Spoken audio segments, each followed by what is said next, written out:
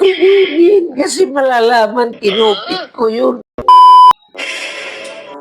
Tutulog muna ako kasi inaantok ako. Papadlock ko lang yung pinto.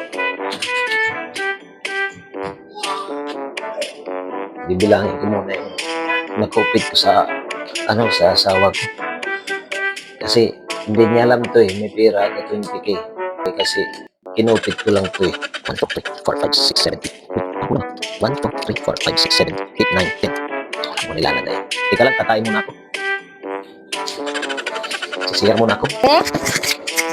Pwede mo bang buksan yung pintuan? May tatanong lang ako sa'yo. Ba't nakapag-lock? Ay, teka lang, yung susi. Meron palang susi. Be? Be? Walang tao? Oh, ba't maraming pera dito? Ano to? 1, 2, 3, 4, 5, 6, 7, 8, 9, 10. 10,000? Sakto lang, wala na kaming bigas. Ang grocery din, tsaka panggatas ni baby. Bili ko ito ng gatas. Oh, nasaan na yung pera ko? Sino kaya kumuha? Wala nang pera. Naisahan yata ako ni Mrs. Alam ko wala na yung pinupit ko. Nawala ka dito lang yun.